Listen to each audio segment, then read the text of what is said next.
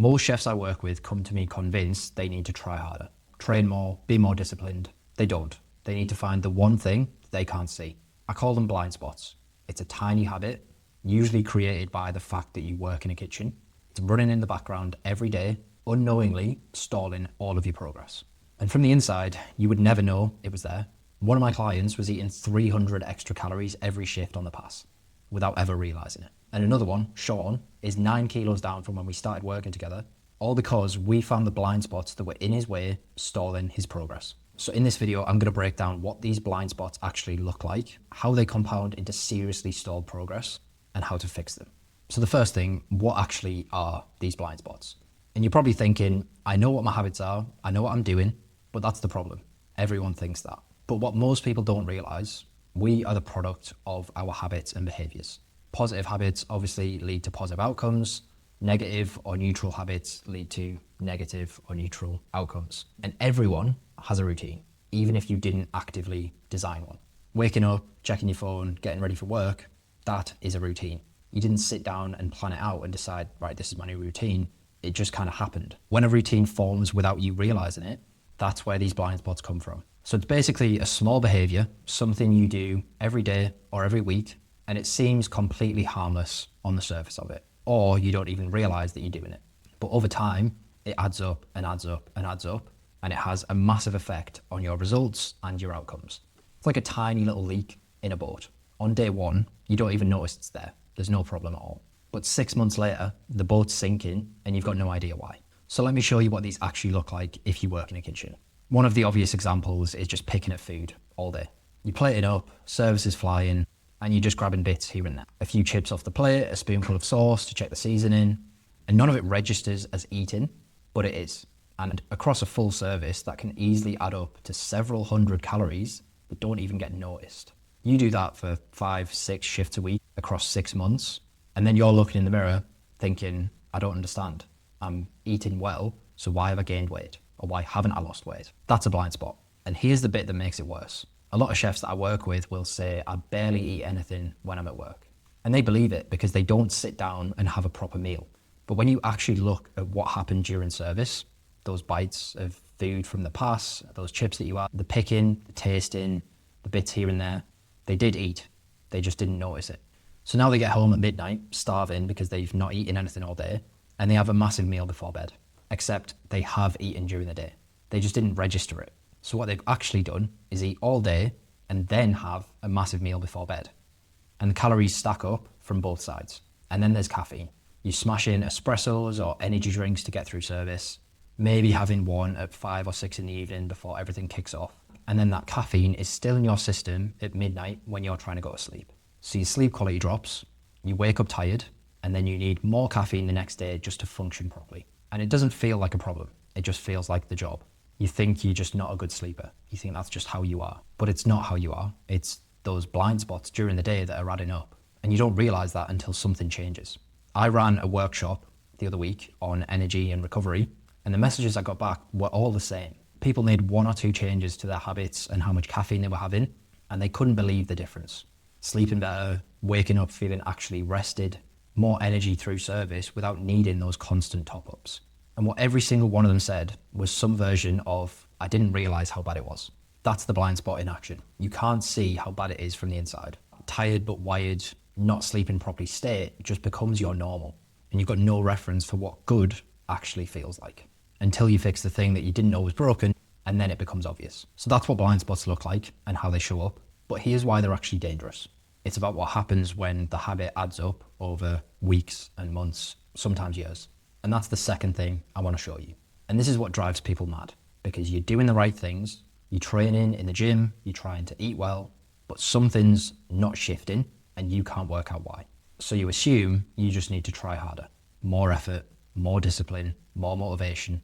But the issue isn't effort. The issue is that something small that's running in the background, silently putting the brakes on all of your progress, that's undoing a chunk of your work and you can't see it. Let me give you an example from just the other week. One of my clients is a chef and he's working out in the Alps at the minute. Like most of my clients, he tracks his body weight every day just so that we can keep an eye on the trends and make adjustments based on that. But since he got out there and started his season, His weight had been all over the place. One day it'd be up a kilo, the next day it'd be down 2 kilos, then it'd be up, down. We couldn't make sense of what was actually happening. There was no consistency, no trends at all. And when the data doesn't make sense, it's impossible to make good decisions and to know what needs adjusting. So we started going through every possible reason. Stress, bad sleep, water retention, shift patterns, meal timings. Maybe it's all the skiing he's doing. We were trying everything to explain these wild swings in his weight, and nothing properly fit. It had both of us scratching our heads for weeks. Then during one of his check-in responses, I just made a throwaway comment. I almost didn't even say it, just reminding him to weigh in first thing every morning before he's eaten or drank anything. And he goes, "Oh, I've been weighing myself at the end of every day before I go to bed." And suddenly, that was it. That was the blind spot. The one thing that neither of us could see. He'd been doing it ever since he'd got out there for his season. Over a month of confusing data, and all because of this one tiny thing that neither of us could see. And the reason is, if you weigh yourself at night, you've had a full day of eating foods, a full day of drinking liquids, salts, all of these different factors that can affect how much you weigh. And it's never going to be consistent or the same every single day. So at that point, the scale isn't measuring what's changing, it's just measuring what came into your body during the day. Weighing yourself in the morning, on the other hand, it's basically the same conditions every day. If you don't drink or eat anything before you do it, then it's just a plain measure of how much you weigh without any of these other factors coming into it. So it gives you consistent data and you can see those trends. So it wasn't some complicated fix, it was one tiny detail, but it completely changed the quality of decisions we could make and the adjustments that we could make as well, which ultimately changed his results. And the mad thing is, to him, it was just completely normal. He didn't think to question it ever. But that's what blind spots do. They're basically invisible from the inside, but they're silently making everything else harder. And this is how the compounding works, because that one tiny habit, just weighing in at the wrong time, didn't just give bad numbers, but it led to bad analysis of those numbers, which led to bad decisions, which led to changes that probably didn't need to be made in the first place. One small thing cascading through everything. Now think about the food on the past example that I've just mentioned. An extra 300 calories a day that you don't notice. Over a week, that's 2,100, which is almost an extra day's worth of food that you don't even register. Over a month, that's almost 9,000 calories. So over a year, it's going to be pretty significant weight gain from something you never even registered as eating. And obviously, if you're trying to lose weight, you're fighting yourself without even realizing it. So it never comes down to motivation or discipline. It's just a blind spot. So that's how those blind spots compound into stalled progress. Not dramatically, it doesn't happen overnight, it's a slow burn. Now, onto the part that you're actually waiting for. How do you actually find yours? Well, the whole problem with a blind spot, as the name suggests, is that you can't see it. If you could, you'd probably have fixed it already. So telling you to just look for your blind spots isn't where I'm going with this, don't worry. There are two ways that blind spots can be exposed. The first way is the direct approach. This is the fastest. Someone else looks at your habits, at your routines, step by step. What you do, when you do it, what it leads to, and they can spot what's working against you in the background. This is what I do with every client. The first thing, before we even touch training or nutrition or sleep, is audit their actual day-to-day routine. Not the planned routine, the reality. What time do you wake up? What do you eat and when? How much caffeine do you have? When do you drink your last coffee? What happens after service? What time do you actually go to bed? Because the answers are almost always hiding in the daily routine, not in the plan. So if I checked back with my client from before about what his day-to-day routine was, we would have found that blind spot straight away. But you might be thinking, well, I don't know anyone who can look at my routine and find these for me. Well, you don't need a coach to start this process. I built a blind spot audit that you can use for free that walks you through it all step by step. It's going to ask you the same kind of questions that I'd ask a client about your day, your habits, your routines, and it helps surface the things that you're not seeing. The link's in the description. It takes 5 minutes. It's worth doing. You'll probably be surprised by what it tells you. Okay, so the second way is the indirect approach.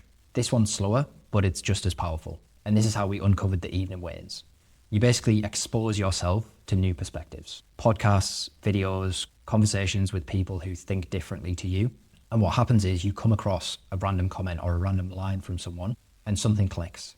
Oh, I do that. That's a blind spot getting exposed in real time. And honestly, that might be happening for you right now.